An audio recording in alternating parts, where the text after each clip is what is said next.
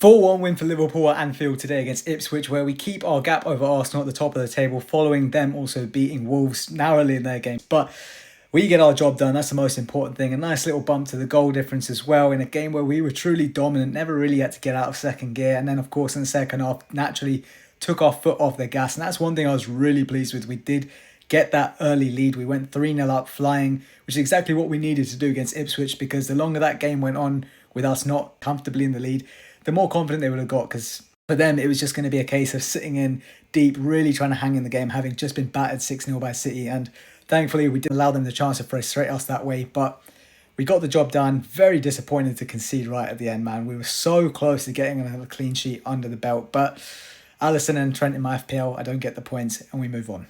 Also, a quick side note before we get into the positives, but how on earth was this not a red card for Enciso, who's just come on and in the 81st minute puts this challenge into Endo's chest? Completely reckless, high boot to the chest, leaves Endo in a heap on the floor.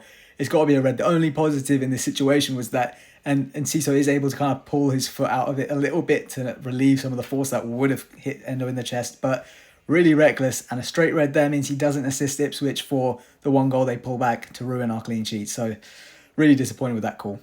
First player I really want to shout out today is Dominik Szoboszlai, energetic as ever in his press, but even more so than that today, he was just such a willing runner between the lines, exploiting those little gaps that Ipswich were leaving, and it ran its reward for us in the final third. He is involved in all of our first three goals in that first half, scoring the first with a really well taken finish, and also just before that, a brilliant assist from Konate, line-breaking pass to cut out, I think it was like 4 or 5 Ipswich players to find him. And then second goal is his run to try and get on the end of Gakpo's cross that occupies 2 Ipswich defenders and leaves Salah free at the far post, who is the one to reach it and score. And then finally for the third goal, it's his run onto the end of Gravenberch's line-breaking pass. Tries a first-time little flick, keeper saves it, and it falls to the feet of Gakpo. So his all-round display today was just so good, and it really reaped its rewards in that first half in particular.